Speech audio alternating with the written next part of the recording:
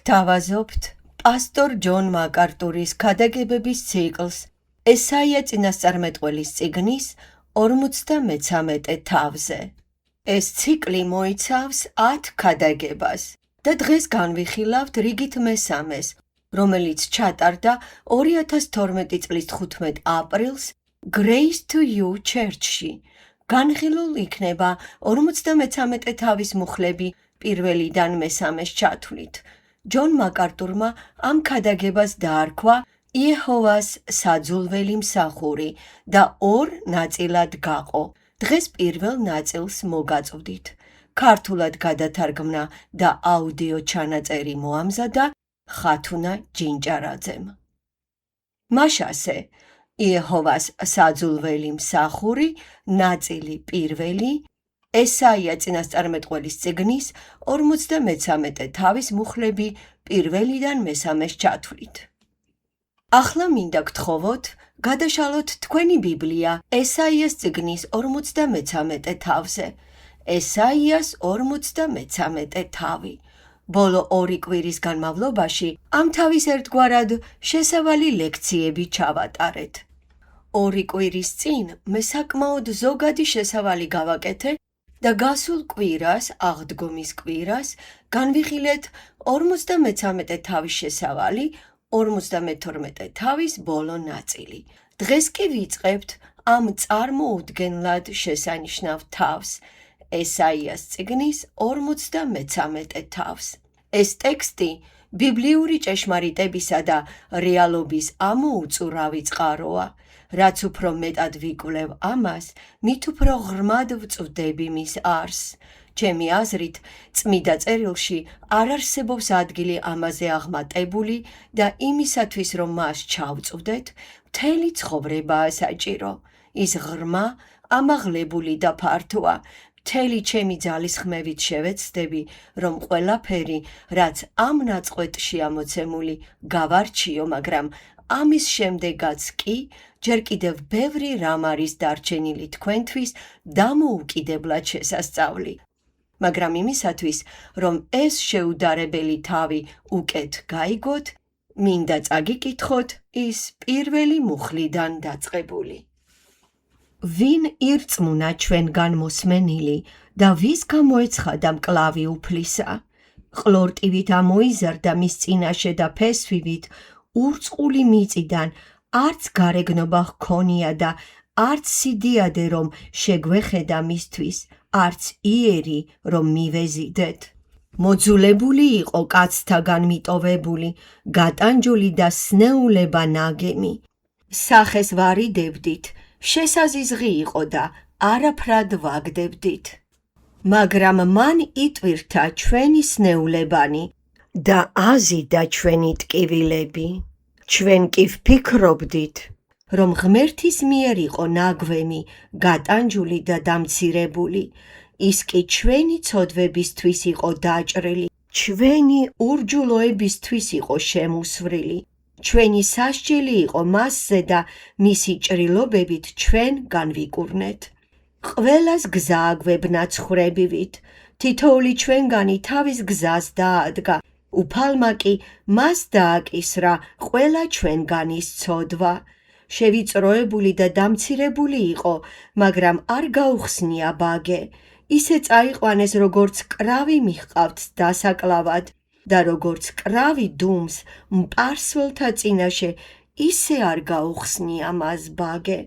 შეიპყრეს და სამსჯავროს გადასცეს და მის მოდგმაზე ვინ ილაპარაკებს? რადგან მოკვეთილ იქნა ცოცხალთა ქვეყნიდან, ჩემი ხალხის დანაშაულის გამო განიგმირა.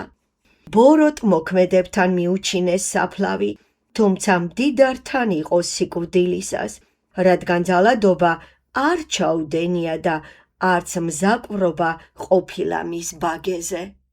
უფალმა ისურვა მისი შემუსვრა, მისი დასნეულება, თუ გაიღებს საკუთარ თავს დანაშაულისთვის, შთამომავლობას იხილავს, გაიხანგრძლივებს დღეებს და უფლისნება მისი ხელით აღსრულდება. იხილავს თავისი ტანჯვის შედეგს და გაიხარებს. თავისი ცოდნით მრავალს გაამართლებს, ჩემი მართალი მსახური და მათ ცოდვებს იტვირთავს. ამიტომაც უდიდესთა შორის დავუმკვიდრებ მას წილს და ძლიერებთან გაინაწილებს ნადავლს, იმის სანაცვლოდ, რომ სასიკვდილოდ გაწირა თავი და დამნაშავედ შეირაცხა. მრავალთა ცოდვა იტვირთა და ურჩთათვის შუამდგომლობდა. საუკუნეების განმავლობაში მორწმუნეებისთვის ეს თავი სიხარულის ტრიუმფი და უმაღლეს ხარისხში კურთხევა იყო. რადგან ის აღწერს უფალი იესო ქრისტეს ჯვარცმას, თუმცა სინამდვილეში ეს თავი მეტად სევდიანი სიმღერაა. ეს არის გლოვის მღერა, ეს არის გოდება, ეს არის სინანულის სიმღერა, ეს არის სიმღერა მონანიებისა, ეს არის მინორულ ტონალობაში სინანულის გამოვლენის ჰიმნი. ეს თავი წარმოადგენს უდიდესი ეროვნული აღსარების მაგალითს, რაც კი ოდესმე ვინმეს მოусმენია მსოფლიოში. წმიდა წერილის თანახმად, მსოფლიოში მხოლოდ ერთი ხალხი უნივერსალურ ეროვნულ დონეზე მიმართავს ქრისტეს და ეს არის ისრაელის ხალხი. ესეთი გახლავთ ღვთის დაპირება ამ ხალხისთვის მიცემული მათი მომავლის შესახებ. როდესაც ისინი ქრისტესკენ მიბრუნდებიან, მაშინ მოხდება ეროვნული აღსარება. თქვენ შეიძლება შეამჩნიეთ ამ ტექსტის წაკითხვისას მეათე მუხლამდე ყველა ზმნა წარსულ დროშია. ადამიანების უმეტესობა თვლის, რომ ეს თავი მომავლის შესახებ წინასწარმეტყველებაა, იმის შესახებ თუ რა მოუვა მესიას და ეს მართლაც ასეა. ეს ტექსტი გვაწვდის უამრავ დეტალებს ქრისტეს შესახებ და მისი სიკვდილის, დაკრძალვის, აღდგომისა და ამაღლების შესახებ, რომ არანაირი ეჭვი არ ებადება იმაზე, რომ ეს არის წინასწარმეტყველება მასზე. მაგრამ ეს არ არის დაწერილი მომავალ დროში. აქ წინასწარმეტყველი არ მოგვითხრობს, თუ რა მოვლენები განვითარდება მომავალში იესოსთან დაკავშირებით. აქ წინასწარმეტყველი აცხადებს ისრაელის მომავალ ხსნაზე, როდესაც ისრაელის ხალხი უკან მოიხედავს და დაინახავს მესიას, რომელიც მათ უარყვეს და ჯვარს აცვეს. ეს გახლავთ ისრაელის გოდება წარსულში მესიის უარყოფის გამო. ეს ძველი აღთქმის წინასწარმეტყველება გასაოცარია თავისი სიღრმით.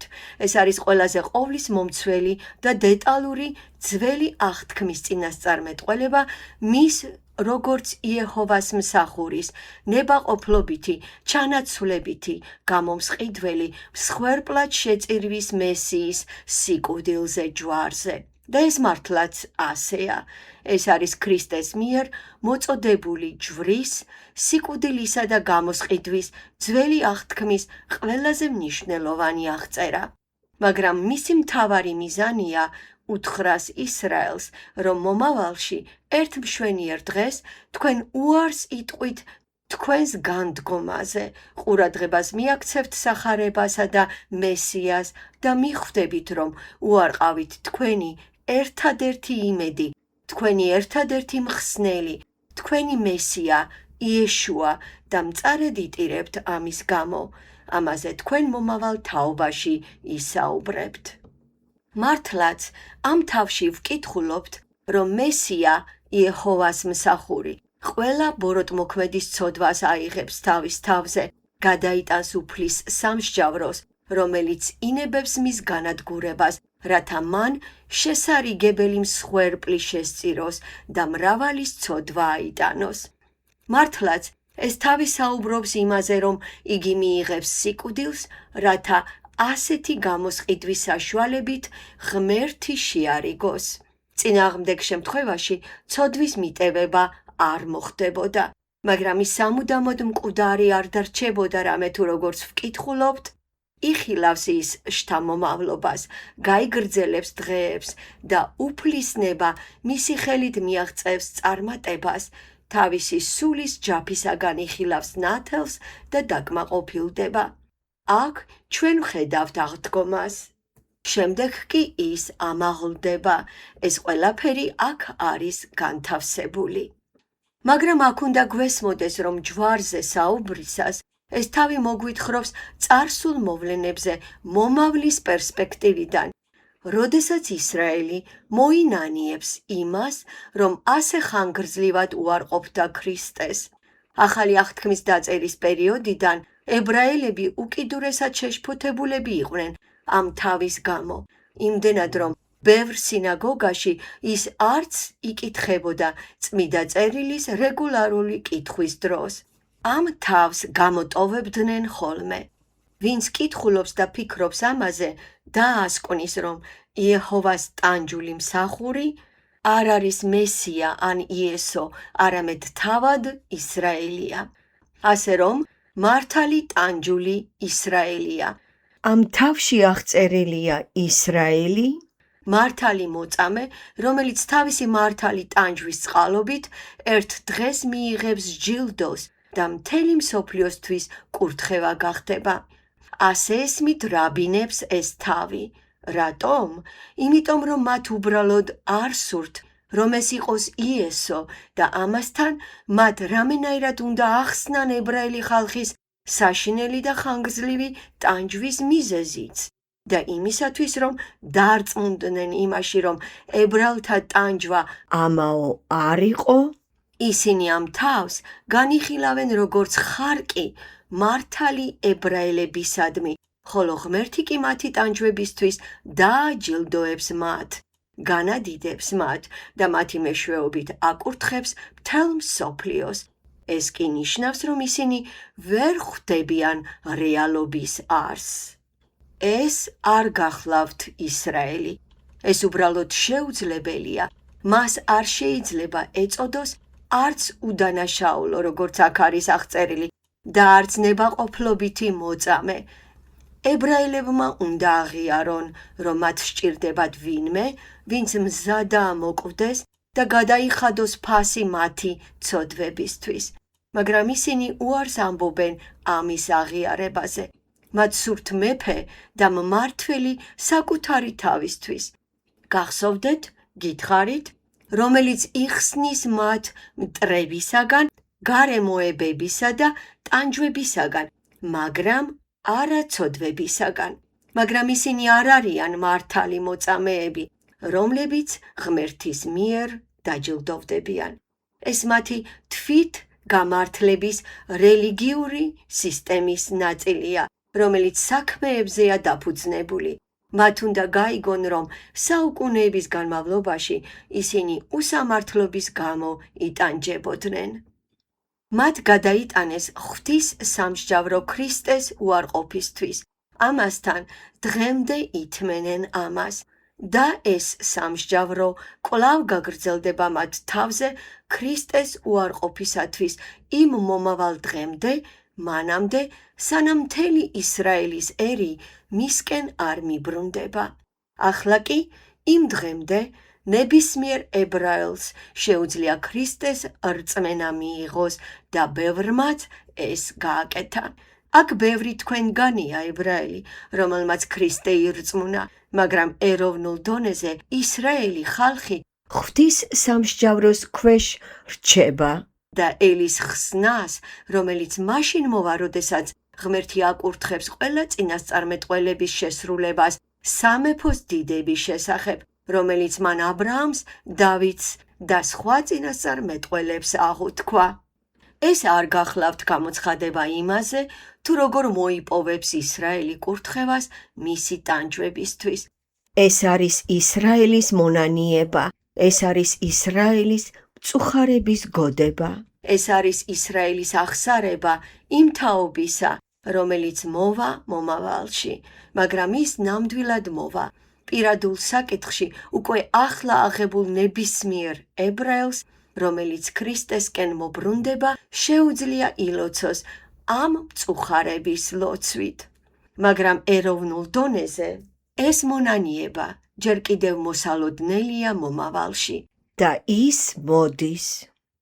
როგორც უკვე ვთქვი, ბიბლიაში დაპირება მხოლოდ ერთი ერის ხსნაზე. ყველა ხალხიდან, ენიდან და ტომიდან ცალკეული პირები იქნებიან გადარჩენილნი, მაგრამ ეროვნულ დონეზე ხსნა მხოლოდ ისრაელს მიეცემა. ებრაელები მომავალში აუცილებლად მოინანიებენ და ქრისტეს აღიარებენ. ამიტომ, მიუხედავად იმისა, რომ ეს არის აღწერა იმისა, თუ რა უნდა მომხდარიყო ქრისტეს სიკვდილის, აღდგომისა და ამაღლების დროს, მიუხედავად იმისა, რომ აქ შეგვიძლია დავინახოთ ამ დიდებული მოვლენის დეტალები, უფრო ზუსტნი რომ ვიყოთ, ეს არის წინასწარმეტყველება იმის შესახებ, თუ რა მოხდება ჯვარცმის შემდეგ, როდესაც ისრაელი მოექცევა და თავის წარსულს გაიხსენებს. არსებობენ ადამიანები, განათლებულნი, მეცნიერები, წმიდა წერილის მკვლევარები, თეოლოგები, ქადაგებლები და წიგნების ავტორები, რომლებსაც არ სწამთ ისრაელის მომავალი ხსნისა. მათ არ სჯერათ ქრისტეს სამეფოსი ამ დედამიწაზე. ისინი არ არიან პრემილენიალისტები და მე მჯერა, რომ მათ არ შეუძლიათ წიგნის ამ თავის სწორად ინტერპრეტაცია, რადგან ეს არის აღსარების ლოცვა მთელი ისრაელის ხალხისათვის იმ მომენტში, მომავალში, როდესაც მთელი ერი ქრისტესკენ მოექცევა. მოდით განვიხილოთ ზოგადი სურათი. არ მინდა ახლა დეტალურად შევჩერდე, მაგრამ გავიხსენოთ, ესაია ცხოვრობდა ბაბილონის ტყვეობამდე, როდესაც ებრაელები წარმართმა ბაბილონელებმა ტყვედ წაასხეს. სოლომონის მეფობის შემდეგ ისრაელის სამეფო გაიყო ჩრდილოეთ ისრაელის სამეფოდ და სამხრეთ იუდას სამეფოდ.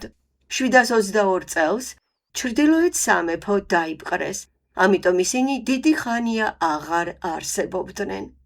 ესაიას სცენაზე გამოდის და წინასწარმეტყველებს ქრისტეს დაბადებამდე დაახლოებით 700 წლით ადრე, შესაძლოა ქრისტემდე 650 წლით ადრე წინასწარმეტყველებს და გაიძახის: თქვენ ტყვედ წაგასხამენ, ტყვედ წაგიყვანენ, მაგრამ იქიდან დაბრუნდებით.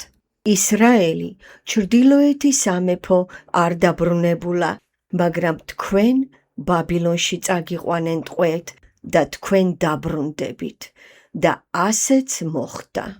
ეს ესაიას გარდაცვალებიდან დაახლოებით 80 წლის შემდეგ მოხდა, როდესაც პირველი ტყვედ წაყვანა მოხდა. ბაბილონი იუდას თავს დაესხა 603 წელს. შემდეგ მოყვა შემდეგი 597 წელს და ბოლოს საბოლოო ტყვეობაში წაყვანა 586 წელს, როდესაც იერუსალიმი განადგურდა, ბევრი ადამიანი სასტიკად მოკლეს და დარჩენილი ებრაელები წარმართებმა ტყვედ წაასხეს. ტყვეებმა თავიანთი საკრავი ინსტრუმენტები, არფები ტირიფის ხეებზე ჩამოკიდეს და ტიროდნენ, რადგან სამშობლო მათ უკვე აღარ ჰქონდათ. თუმცა ესაია აფრთხილებდა მათ, რომ ეს გარდაუვალი იყო და ეს ისტორიის დასასრული არ იყო. თქვენ განახლდებით, თქვენ დაბრუნდებით, თქვენ დაბრუნდებით. ღმერთი დაუშვებს თქვენს ისტორიაში ტყვეობის პერიოდს, მაგრამ შემდეგ ის უკან დაგაბრუნებთ. ის თქვენ გიხსნით, ის გიხსნით. ეს არის მთავარი აქცენტი ესაიას წიგნის მეორე ნაწილის პირველი განყოფილების 40-დან 66 თავების ჩათვლით. ეს პირველი ქვეთავი ისტორიულ ტყვეობაზე საუბრობს და ჩვენ ვიცით, რომ ეს მოხდა. ებრაელები 70 წლის განმავლობაში ტყვეობაში იმყოფებოდნენ. გარკვეული დროის შემდეგ ისინი დაბრუნდნენ, დასახლდნენ თავიანთ მიწაზე, განახლდნენ და დღემდე აგრძელებენ იქ ცხოვრებას. ისინი ჯერ კიდევ იქ არიან. ეს წინასწარმეტყველება ზუსტად ისე ახდა, როგორც ღმერთმა აღუთქვა. ბაბილონელებმა ებრაელები ტყვედ წაიყვანეს, მაგრამ შემდეგ ისინი დაბრუნდნენ და თავიანთ მიწაზე დასახლდნენ. რაც მთავარია, ესაია მათ ჰპირდება, რომ მომავალში კიდევ უფრო დიდი, გაცილებით უფრო დიდი ხსნა ელით. ეს აღარ იქნება ბაბილონის ტყვეობიდან ხსნა, არამედ ცოდვისგან ხსნა, ცოდვისგან ხსნა. თქვენ მთელი ერი მოიპოვებთ ხსნას. თქვენ მიიღებთ ხსნას ცოდვისაგან, უფლის მსახურის საგმირო ქმედების წყალობით. ამგვარად, მესია ესაიას წიგნის ამ შესანიშნავი ნაწილის მთავარი თემაა. ჩვენ 42, 49, 50 და 53 თავებს სიმღერებს ღვთისმსახურზე ვუწოდებთ, რადგან ეს 4-ვე თავი მესიას ეხება და მას უფლისმსახურს, ანუ ძეს უწოდებენ. დროებითი ხსნა მნიშვნელოვანია, მაგრამ გაცილებით უფრო მნიშვნელოვანია თქვენი სულიერი ხსნა. ის გაცილებით უფრო მნიშვნელოვანია და თქვენ აუცილებლად მიიღებთ ამ სულიერ ხსნას. თქვენ სამუდამოდ იქნებით ხსნილნი ცოდვისგან, განკითხვისა და ჯოჯოხეთისაგან. წინასწარმეტყველების ბოლო დასკვნით ნაწილში, ბოლო თავებში ის ამბობს: მაშინ გექნებათ სამეფო და ეს სამეფო სხვა არაფერი იქნება, თუ არა ქრისტეს დიდებული სამეფო. ამგვარად, 53 თავი, რომელიც ცენტრალური ნაწილის შუაშია განთავსებული, ამ წინასწარმეტყველების შუაგულში მდებარეობს და გვეუბნება, რომ ებრაელები აუცილებლად დაბრუნდებიან, მოინანიებენ, ქრისტესკენ მოექცევიან და გადარჩებიან. ეს შესანიშნავი რეალობაა. ახლა მსურს მთელი ეს თავი დავასათაურო ღვთის სიტყვებით, რომლებიც ესაიას 52 თავის მე-13 მუხლშია, ჩემი მსახური.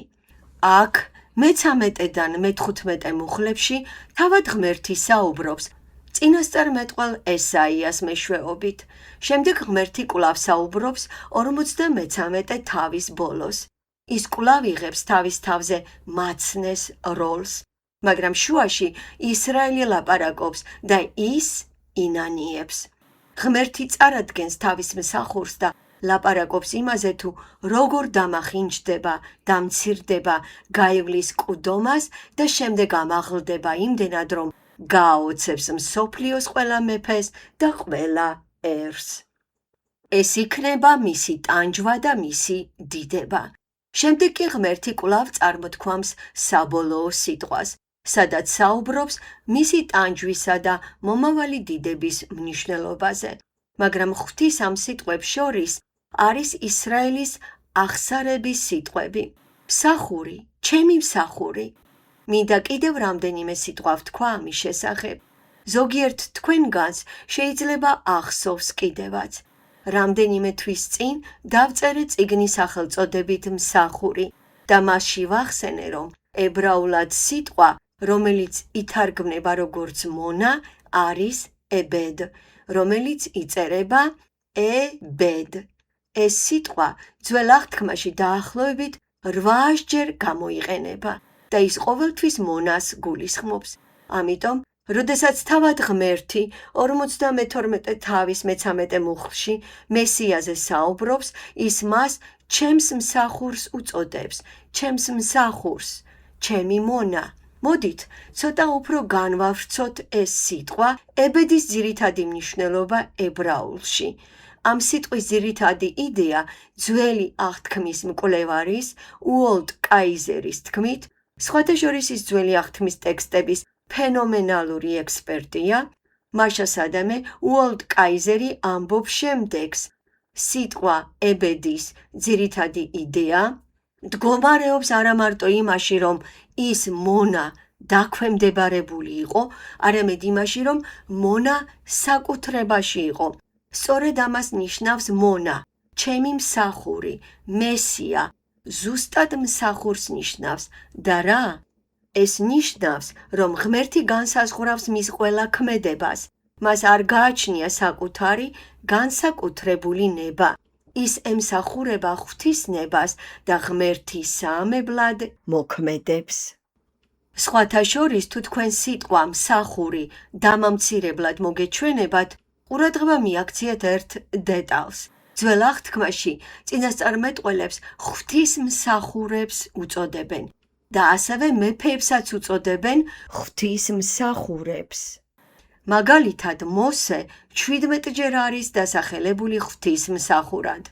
ეს ფაქტი ხაზს უსვამს იმას, რომ მხოლოდ გამორჩეულ პიროვნებებს ჰქონდათ ასეთი ურთიერთობა ღმერთთან და თავად მესია, როგორც ფილიპელთა მიმართ ეპისტოლეს მეორე თავშია ნათქვამი, თუ გახსოვთ, ის თუმცა ღვთის ხატება იყო, მიტაცებად არ თვლიდა ღვთის თანასწორად ყოფნას, არამედ წარმოიცარიელა თავი და მიიღო მონის ხატება.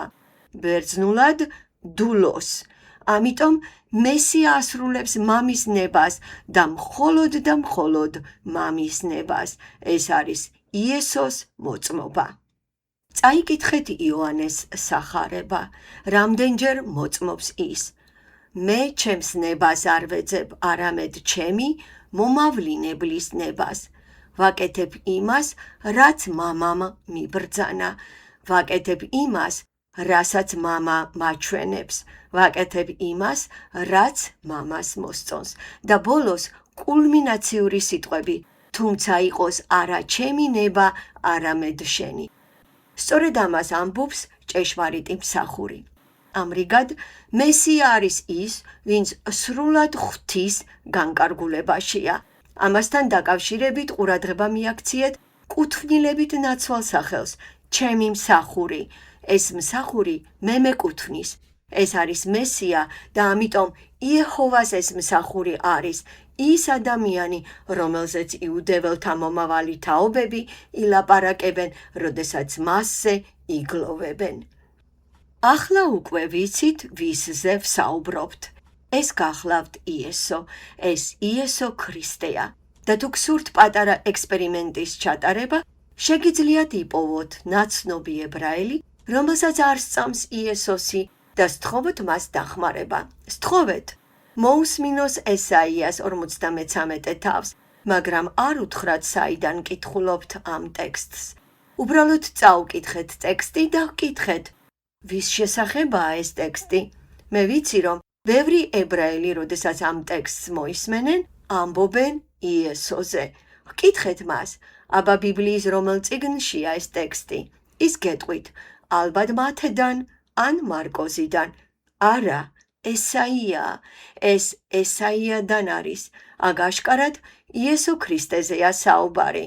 და რა თქმა უნდა, ახალ აღთქმაში, მხოლოდ სახარებებში შეგიძლიათ იპოვოთ 30 მინიშნება, არა პირდაპირი თუ ნაგულისხმევი ესაიას ამ კონკრეტულ თავზე.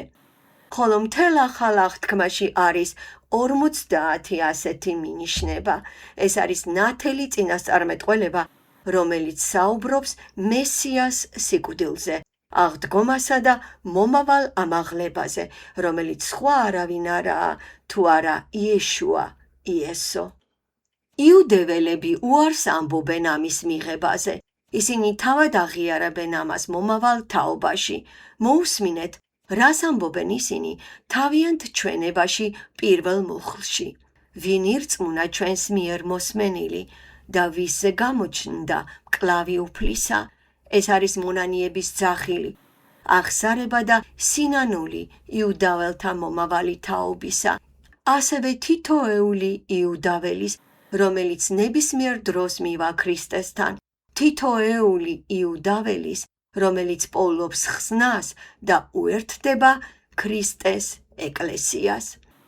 ყოველმა იუდაველმა უნდა მოინანიოს, რომ ცდებოდა იესოსთან მიმართებაში.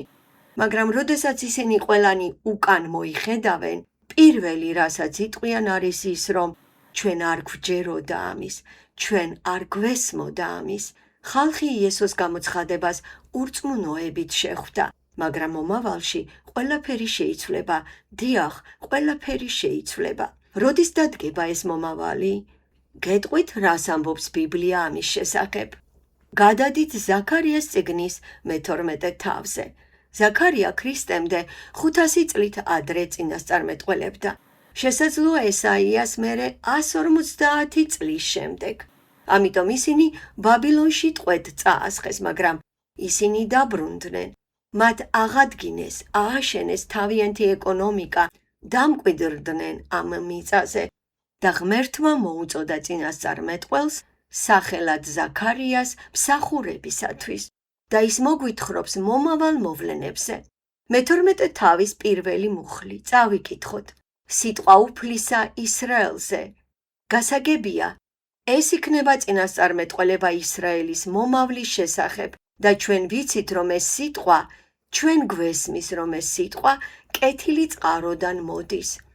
ასე ამბობს უფალი, რომელმაც გადაფინა ცა და ამყარა მიწა და რომელმაც ჩაუდგა სული ადამიანებს მათ წიაღში. ასე რომ, ჩვენ ვიცით, რომ ეს სიტყვა ადამიანისგან არ მოდის. გასაგებია, ეს არის შემომქმედი ღმერთის სიტყვა. აჰა, გავხდი იერუსალიმს, სიბრუვის თასად ყოველი ხალხისთვის ირგვლივ და თვით იუდასთვის, როცა ალყაში მოექცევა იერუსალიმი. და შემდეგ მე-3 მუხლში. და გავხდი იერუსალიმს საჯილდაო ქვად ყოველი ხალხისთვის და ყოველი მისი ამწევი წელში გაწყდება და ქვეყნის ყოველი ერი მის წინააღმდეგ შეიკრიბება. ვინც იერუსალიმის წინააღმდეგ წასვლას შეეცდება, სრულად დაისჯება. ვინც იერუსალიმს შეეხება, საკუთარ თავს დააზიანებს, მძიმედ დაიჭრება, გონება დაკარგული ივლის და მთვრალივით იბორძიკებს. რაზე საუბრობს ის? მე-5 მუხლის დასასრული. იერუსალიმსა და იუდას ალყას შემოარტყამენ. იერუსალიმი მთავარი ქალაქი იყო, იუდა კი მთელი ქვეყანა. ვინ შეეცდება მათზე თავდასხმას? მე-3 მუხლის დასასრული. ქვეყნის ყოველი ერი მის წინააღმდეგ შეიკრიბება. აი ეს მესმის, მთელი მსოფლიო ომს გამოუცხადებს ისრაელს. წარმოუდგენელი გგონიათ ეს თუ სრულიად რეალური? და როდესაც ისინი შეტევას დაიწყებენ, უფალი დაიცავს თავის ხალხს. სინამდვილეში ის მე-6 მუხლში ამბობს, იმ დღეს გავხდი იუდას 1000-ეულთ ანთებულ ქურად ხეთა შორის. ესენი იქნებიან სოფლის ყველა დაუცველი მაცხოვრებლები. ანთებულ ქურად ხეთა შორის და ანთებულ ჩირაღდნად ძნებს შორის და შთანთქავენ მარჯვნივ და მარცხნივ ყველა ხალხს ირგვლივ. იერუსალიმი კი კვლავ დასახლდება თავის ადგილზე იერუსალიმში.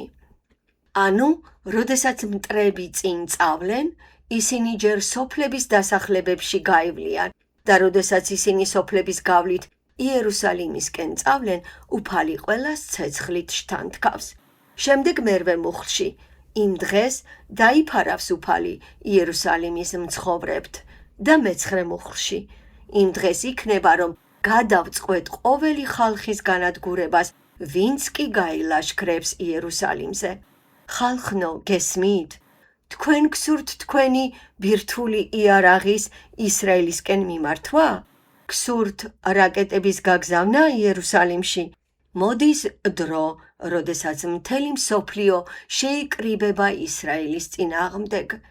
ევროპაში უკვე მძვინვარებს აქტიური ისლამური მოძრაობა და ისრაელი ყველა მხრიდან საფრთხეშია.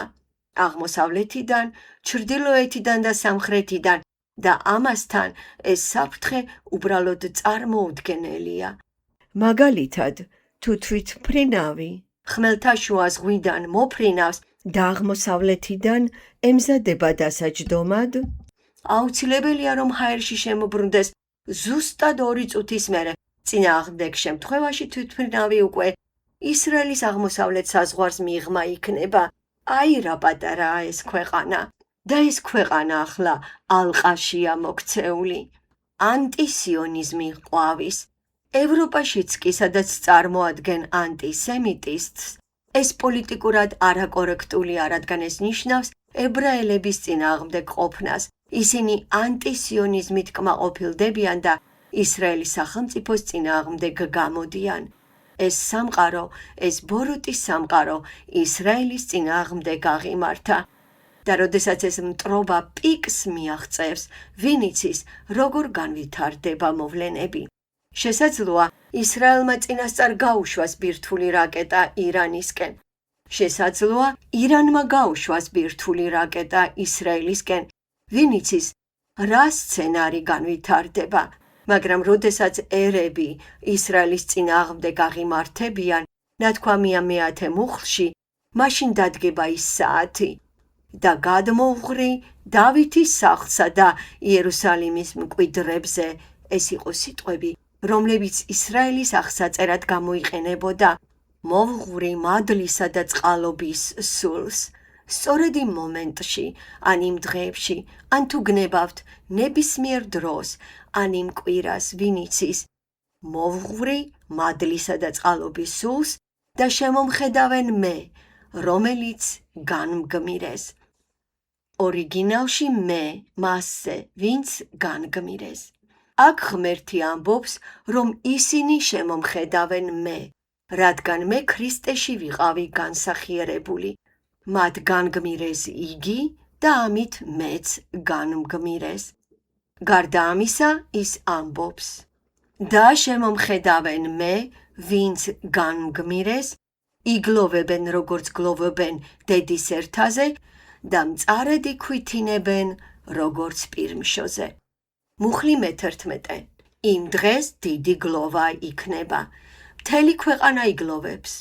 მუხლი მე-12.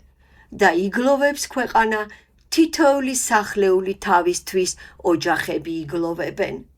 ყველა ერთად და ინდივიდუალურად, ყველა გოდავს და ოხრავს ალყაში მოქცეული და მომლოდინე ღმერთის მოქმედების ხილვისა. მე-13 თავის პირველი მუხლი. იმ დღეს იქნება, რომ გაიღება წყარო დავითის სახლისთვის და იერუსალიმის მკვიდრთათვის, ცოდვისა და უწმინდურებისაგან გასაბანად. წყარო, რომელიც განწმენს მათ, ეს არის მათი ხსნა. როდის მოხდება ეს? ისრაელის ბოლო დღეს, როდესაც სხვა ერების მიერ ის ალყა შემორტყმული იქნება.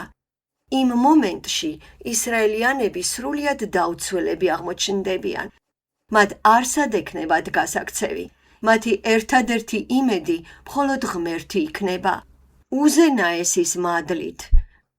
ღმერთი გამოგზავნის თავის სულს, მადლის სულს, რომელიც ისმენს ლოცვებს და ხალხის გულებს წარსულ ისტორიაში დააბრუნებს იმისკენ, ვინც მათ განგმირეს და ხალხი მოინანიებს იმავე სიტყვებით, რასაც ესაიას წიგნის 53 თავში ვკითხულობთ. ისინი იგლოვებენ, როგორც თავიანთი მხოლოდ შობილი ძის გამო. ეს იქნება ღვთის მხოლოდ შობილი ძის, მესიის ტირილი. ეს იქნება მთელი ერი, ყველა ებრაელი? არა. თუ ცოტა უფრო ქვემოთ წავიკითხავთ და ჩავუღრმავდებით მე-13 თავის მერვე მუხლს, მთელ დედამიწაზე ამბობს უფალი, რომ 2/3 მოისპობა და დაიღუპება, 1/3 კი გადარჩება. როდესაც ერები თავს დაესხმებიან ისრაელს, 2/3 დაიღუპება. ასე დარჩება 2/3 ურწმუნოებაში, მაგრამ მე-13 გადარჩება. ცეცხლში გავატარებ ამ მე-13-ს და გავწმედ, როგორც ვერცხლი იწმიდება და გამოვცდი, როგორც ოქრო გამოიცდება. მოუხმობენ ჩემს სახელს და მე ვუპასუხებ მათ და ვიტყვი, ეს არის ჩემი ხალხი და იტყვიან, უფალია ჩვენი ღმერთი. ეს იქნება ისრაელის ხსნა და ეს ხსნა აღსრულდება, რამე თუ ისინი უკან დაბრუნდებიან და შეხედავენ მას, ვინც განგმირეს. მათ გაუნგმირეს მას ფეხები, გაუნგმირეს მას ხელები, გაუნგმირეს მას ფერდი და თავიანთ სასოწარკვეთილებაში ისინი ღმერთისკენ მიბრუნდებიან. გლობალური ხოცვა-ჟლეტის ყველა საშინელების ფონზე სწორედ იმ მომენტში სულიწმიდა გადმოდის მათზე და ხალხის მე-13 იწყებს იმის აღიარებას, რომ მათ საკუთარი მესია გაანგმირეს და ისინი მზერას ქრისტესკენ მიაპყრობენ. ისინი იხილავენ მას მთელი თავისი დიდებით და მისი სიკვდილი და აღდგომა მათთვის რეალობად იქცევა და ასე გადარჩება ყველა. მათთვის გაიხსნება განწმენდის წყარო, რომელიც ჩამორეცხავს ყველა ცოდვასა და უწმიდურებას. 1/3 გადარჩება არმაგედონის დიდ ბრძოლაში და ისინი იწოდებიან იმ ცხვრებად, რომლებიც შევლენ ცათა სასუფეველში და რომლებზეც ჩვენი უფალი ლაპარაკობდა და შემდეგ კი უფალი დაამყარებს სამეფოს. თავი მე-14 მუხლი პირველი. აჰა, მოდის უფლის დღე. დღე, როდესაც უფალი დაამყარებს თავის სამეფოს. ყველა ერს იერუსალიმის წინააღმდეგ საბრძოლველად შევაგროვებ და დაპყრობილ იქნება ქალაქი. ეს იქნება არმაგედონის ბრძოლა, სადაც იგი ყველა უღმერთოს გაანადგურებს. მესამე მუხლი, მაშინ გამოვა უფალი და გაილაშქრებს იმერებზე, ისე როგორც ბრძოლის დღეს. და სწორედ ამ მომენტში მოხდება მეორედ მოსვლა. ის ფეხს დადგამს ზეთისხილის მთაზე და ზეთისხილის მთა გაიყოფა ორად აღმოსავლეთიდან დასავლეთამდე. შექმნის რა ძალიან დიდ ხეობას და ის დაამყარებს თავის სამეფოს. მუხლი მე-6. არ იქნება იმ დღეს ნათელი, არამედ მძიმე და ბნელი ღრუბელი. გახსოვთ, გამოცხადების წიგნში წერია, რომ მზე დაბნელდება. იოველის წიგნშიც იგივეა ნათქვამი, მზე და მთვარე დაბნელდება და ვარსკვლავები დაკარგავენ თავიანთ ბრწყინვალებას და მაშინ იესო გამოჩნდება ცაზე კაშკაშა დიდებით. თავად უფალმა აღწერა ეს, რასაც ვკითხულობთ სახარებაში მათედან 24 და 25 თავებში.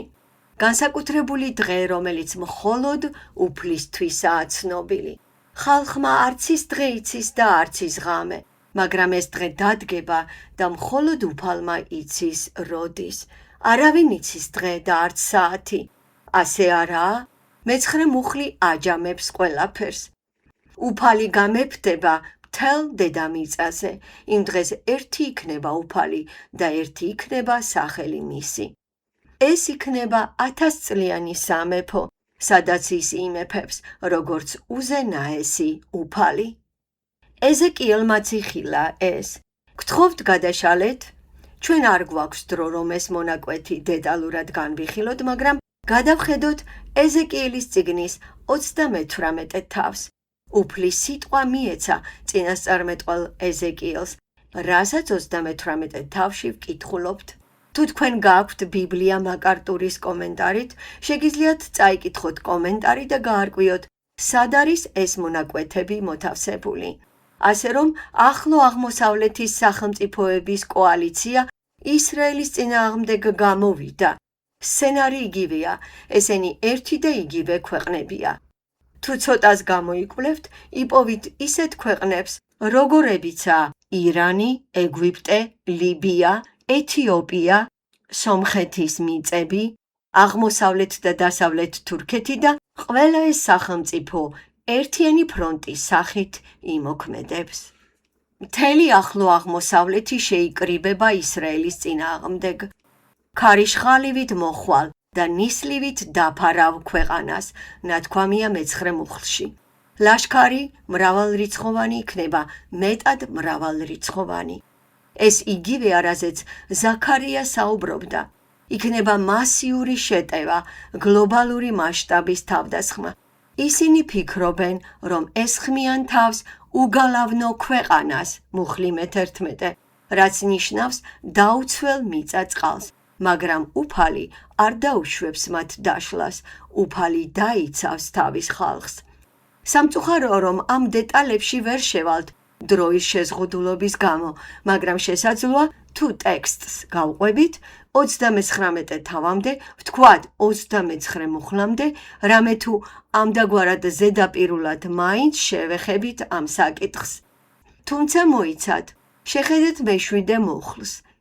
იმ დღეს, როდესაც უფალი განსჯის ყველა ამ ერს, მე-4 მუხლში წერია: ისრაელის მთებზე დაეცემი შენ, მთელი შენი ლაშქარი და ხალხი შენთან ერთად რომ არის. ყოველგვარი მტაცებელი ფრინველისა და ველის მხეცების შესაჭმელად შეიქმნები. ანუ, უფალი უბრალოდ გაანადგურებს ამ ერებს. და შემდეგ მე-9 მუხლი. ჩემ წმიდა სახელს განვაცხადებ ჩემი ხალხის წიაღში, ისრაელში. აქ ისევ ხსნაზეა საუბარი, გესმით? ჩემს წმიდა სახელს განვაცხადებ ჩემი ხალხის წიაღში, ისრაელში და მეტად აღარ შევაბღალინებ ჩემს წმიდა სახელს. გაიგებენ ხალხები, რომ მე ვარ უფალი წმიდა ისრაელში და ეს აუცილებლად მოხდება. მუხლი 21. ჩემს დიდებას გამოვაჩენ ხალხებში და ყოველი ერი დაინახავს ჩემს სამსჯავროს, მე რომ აღვასრულე და ჩემს ხელს მათზე რომ დავდე. შემდეგ კი ჩემი ერთ-ერთი საყვარელი მუხლი 22. გაიგებს ისრაელის სახლი, რომ მე ვარ მათი უფალი ღმერთი იმ დღიდან უკუნისამდე. და ბოლოს მუხლი 29. აღარ დავფარავ ჩემს სახეს მათგან, რადგან ისრაელის სახლზე მექნება გადმოღვრილი ჩემი სული. ეს იგივე მადლისა და წყალობის სულია ზაქარიას მე-12 თავის მეათე მუხლიდან. ისრაელის სახლზე ამბობს უფალი ღმერთი. გესმით? აი როდის უნდა მოხდეს ეს? ახლა დავუბრუნდეთ ესაიას 53 თავს. რამდენად მალე მოხდება ეს? ისრაელი ახლო აღმოსავლეთში ყოველთვის წარმოადგენდა მათთვის როგორც ხარისწინ აფარებულ წითელ ნაჭერს, სამიზნე მტერი. და მსოფლიოს ერები, როგორც წესი, ყოველთვის იყვნენ ისრაელის წინააღმდეგ განწყობილნი. ერები, რომლებიც ოდესღაც ისრაელის დიდი მეგობრები და დამცველები იყვნენ, როგორც ჩანს, სულ უფრო მეტად შორდებიან მას, მათ შორის ჩვენი ქვეყანაც, ამერიკაც. მთელი მსოფლიო სულ უფრო მეტად ემორჩილება ისლამურ პროპაგანდას, მუსულმანური გავლენის ზრდას და სწრაფად მზარდ ანტიციონიზმს. ისრაელი კარგავს მოკავშირეებს, შესაძლოა ჩვენს ქვეყანაშიც კი. ამიტომ მსგავსი მტრობა, როგორც აღწერილია ზაქარიასა და ეზეკიელის წიგნებში, არც ისე შორეული რეალობაა. მე ხშირად ვუფიქრდები ასეთ საკითხს, როგორიცაა, ნუ თუ შეიძლება რომ ეს არ შეინიშნოს? სინამდვილეში, თუ მთელი მსოფლიო აღდგება, დაუშვათ არგენტინის წინააღმდეგ, მაშინ ეს გლობალური პრობლემა გახდებოდა, მაგრამ არგენტინა ბიბლიაში არ არის მოხსენიებული, ისრაელი კი გახლავთ. განა ეს უცნაური დამთხევა არ არის?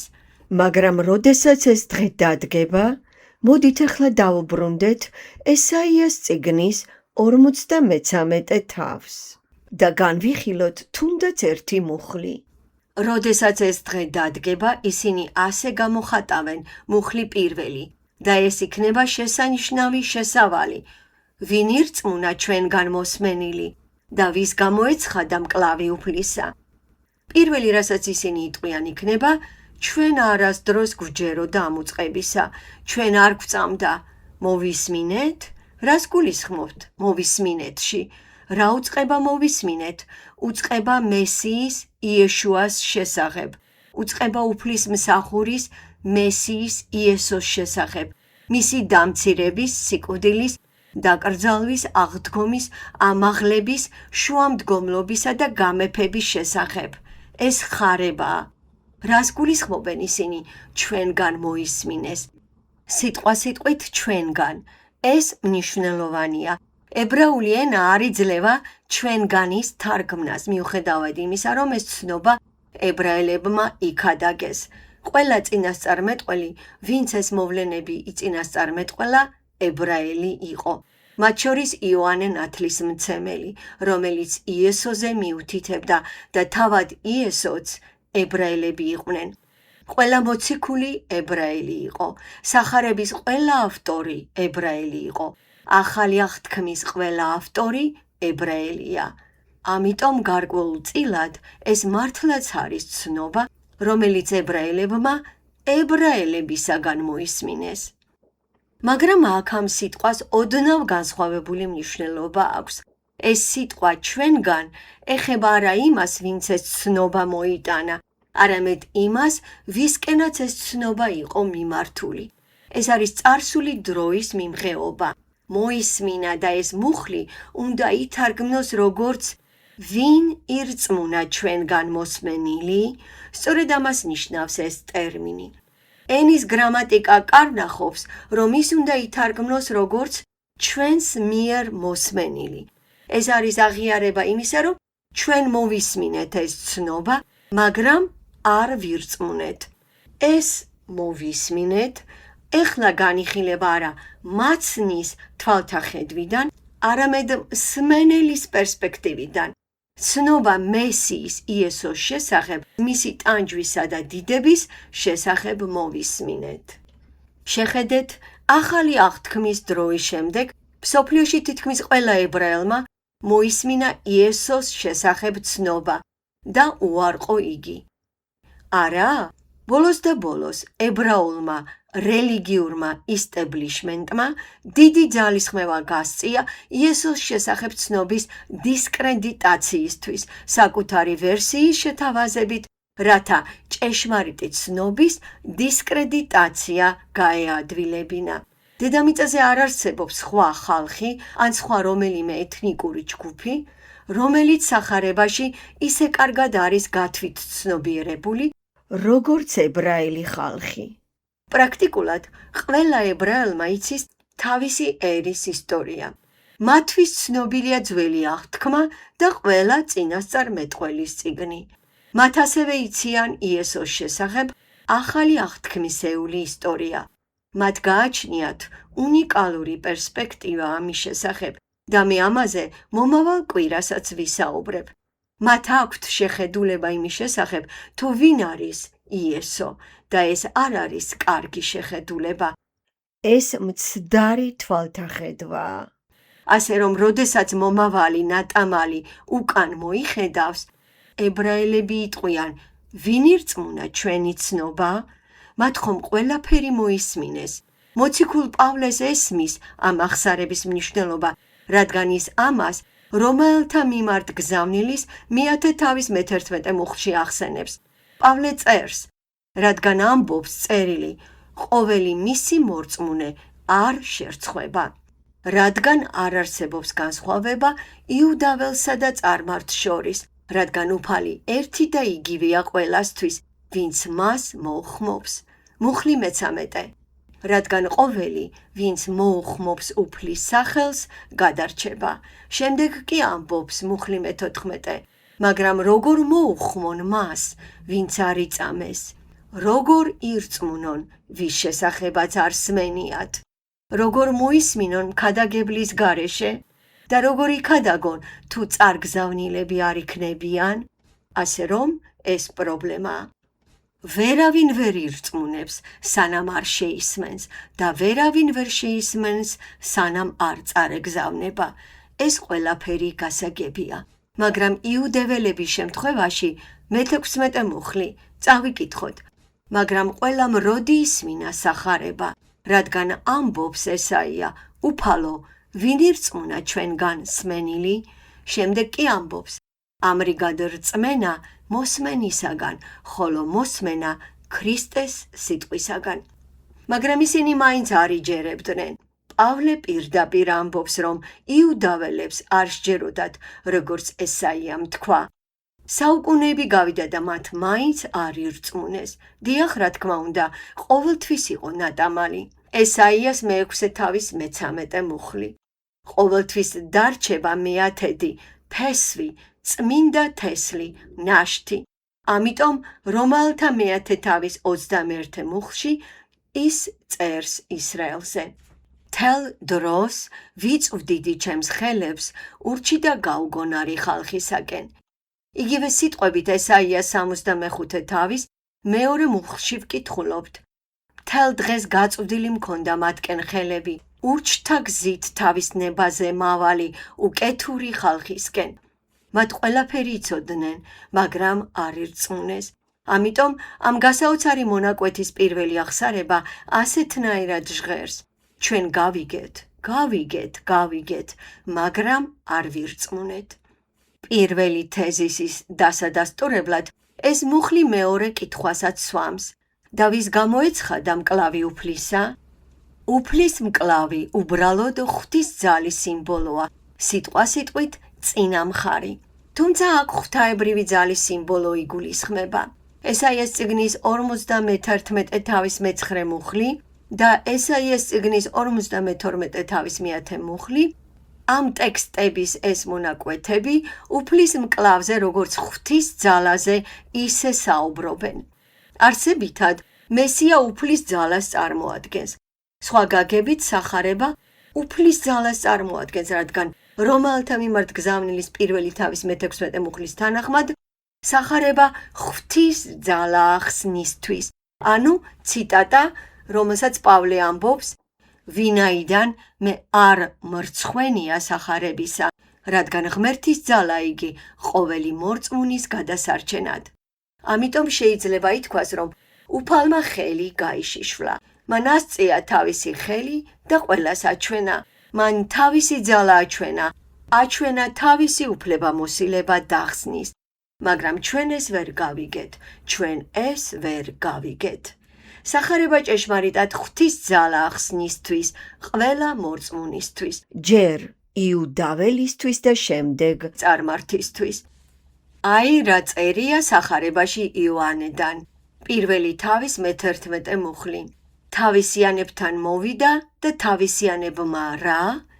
არ მიიღეს იგი. რატომ არ ირწმუნეს? არსებობს თეოლოგიური ახსნა იმისა, თუ რატომ არ ირწმუნეს. ღვთისმეტყველური მიზეზი, რის გამოც ებრაელებმა არ ირწმუნეს, გვაბრუნებს რომაელთა მიმართ გზავნილის მე-10 თავში და მიზეზი იმაშია, რომ მათ არ სჭირდებოდათ მსხვერპლი. მათ არ დაიჯერეს ის, რომ იესო მესია იყო, რადგან ის მკვდარი იყო, ჯვარცმული და მათ არ სჭირდებოდათ მსხვერპლი. ამით რისი თქმა გვინდა? რომაელთა მიმართ გზავნილის მე-10 თავში პავლე ამბობს, რომ ისინი მნიშვნელოვან ძალისხმევას ახმარდნენ საკუთარი სიმართლის დასამყარებლად და ეს არის მთავარი ამაშია არსი. ისინი ვერ ხედავდნენ საკუთარ თავში რაიმე ნაკლს. ისინი ფიქრობდნენ, რომ შეძლებდნენ წარმდგარიყვნენ მართლებად ყველანაირი გარეგანი ქრისტეს მიერ ბოძებული კუთვნილი სიმართლის გარეშე. მათ არ ესმოდათ, ამბობს ის, რომ ქრისტეა რჯულის დასასრული ყოველი მორწმუნის გასამართლებლად. რომაელთა მიმართ გზავნილის მე-10 თავის მუხლი მე-4. და რომ ეს სიმართლე რწმენით არის, მათ არასწორად წარმოიდგინეს ღვთის სიმართლე, მათ არასწორად ჰქონდათ წარმოდგენილი საკუთარი ცოდვა, რადგან ცდილობდნენ საკუთარი სიმართლის დამტკიცებას. ამგვარად ისინი ვერ დაემორჩილნენ ღვთის სიმართლეს. მე ამაზე ყოველთვის ასე ვლაპარაკობ. ისინი ფიქრობდნენ, რომ ღვთის სიმართლე ნაკლები იყო, ვიდრე სინამდვილეში წარმოადგენდა. ხოლო მათი სიმართლე უფრო მეტი, ვიდრე სინამდვილეში იყო. ამიტომ მათ სჯეროდათ, რომ შეეძლოთ ღმერთთან დაახლოება საკუთარი პირობების გათვალისწინებით. მათ უარყვეს იესო ქრისტე, რადგან, როგორც უკვე ვთქვი, ისინი ეძებდნენ მეფეს, მმართველს, რომელიც იხსნიდა მათ მტრებისგან, გარემოებებისა და ტანჯვებისაგან, მაგრამ არა ცოდვისგან. ისინი თავდაჯერებულები იყვნენ თავიანთ სიმართლეში. ამგვარად, როდესაც იესო მოვიდა, მისი მსახურების დროს გადარჩენილი ნატამალი ძირითადად საზოგადოების ნარჩენებს წარმოადგენდა და სწორედ ამაში ადანაშაულებდნენ იესოს. ის ჭამს და სვამს მეძავეებთან, ცოდვილებთან, ლოთებთან და იმათთან, ვინც სინაგოგიდან იყო განკვეთილი. იესო კი ყოველთვის პასუხობდა მათ, მართალთა კი არა, ცოდვილთა მოსახმობად მოვედიო. სწორედ ეს არის მთელი პრობლემა. თუ არასწორად გაიგებთ ცოდვის დოქტრინას, ვერასდროს შეძლებთ გაიგოთ, რატომ მოკვდა მხსნელი. ამიტომ სულიერი მიზეზი, თეოლოგიური მიზეზი, რის გამოც მათ უარყვეს ქრისტე, მდგომარეობს იმაში, რომ მათ ჰქონდათ საკუთარი თვით გამართლება. მათ არასაკმარისი გაგება ჰქონდათ ცოდვის შესახებ და შესაბამისად არასაკმარისი გაგება სიმართლისა და გამოსყიდვის შესახებ. მაგრამ არსებობს კიდევ ერთი მიზეზი, რის გამოც მათ არ სწამდათ. ეს მიზეზი არის ღვთის უზენაესობა. შეხედეთ, თუ მათ ასეთი თვითგამართლება გააჩნიათ, მას რამდენიც უნდა შეუძლია ხელები გაუწოდოს ურჩ და ჯიუტ ხალხს, მაგრამ დადგება დრო, როდესაც ის ამას შეწყვეტს. გადახედეთ იოანეს მე-12 თავს. ეს წმიდა წერილის შესანიშნავი ნაწილია. სახარება იოანედან მე-12 თავი გრძელი ტექსტია. მე არ ვაპირებ მთლიანად ამის წაკითხვას, მაგრამ მინდა წავიკითხო ის ნაწილი, რომელიც ესაიას წიგნის 53 თავს უკავშირდება. სახარება იოანედან მე-12 თავი. დავიწყოთ 32 მუხლიდან. იესო ამბობს, და როცა ავმაღლდები დედამიწიდან, ყველას ჩემთან მივიზიდავ. მათ იციან, რაზე საუბრობს იგი. მას ჯვარს აცვამენ და მან უკვე ისაუბრა ამაზე, მან ისაუბრა თავის სიკვდილზე. ამიტომ იესო ამბობს, როცა ავმაღლდები დედამიწიდან, ყველას ჩემთან მივზიდავ. ამას იმის მისანიშნებლად ამბობდა, თუ როგორი სიკვდილით უნდა მომკვდარიყო. ანუ იგი ეუბნება მათ, მე ჯვარზე გამაკრავენ, მე კი ჯვარზე ავმაღლდები. შემდეგ კი 34 მუხლი. უთხრა ხალხმა, რჯულიდან გაგვიგონია, რომ ქრისტე სამუდამოდ რჩება. რაზე საუბრობ? მესია დაპირებ გახდომას და მოკვდები? არა. მესია სამუდამოდ რჩება. შესაძლოა ენოქის ან ელიას მსგავსი იყოს, რომელიც არასდროს არ მოკვდება. მაშ რატომ ამბობთ, რომ ძეკაცისა უნდა ამაღლდეს? ვინ არის ეს ძეკაცისა? მაშინ იესომ უთხრა მათ, კიდევ მცირე ხანს იქნება თქვენ შორის სინათლე. იარეთ, სანამ სინათლე გაქვთ, რათა ბნელმა არ მოგიცვათ. ბნელში მოარულმა არ იცის სად მიდის. სანამ გაქვთ სინათლე, ერწმუნეთ სინათლეს, რათა გახდეთ სინათლის ძენი. სახარება იოანედან მე-12 თავის მუხლები 35 და 36. ირწმუნეთ, ამბობს ის, თქვენ საკეთილდღეოდ ირწმუნეთ. მე მოგეცით ჭეშმარიტება და თქვენც ირწმუნეთ ის. ეს სიტყვები რომ თქვა, წავიდა იესო და მიეფარა მათ თვალთაგან. საოცარია. მუხლი 37.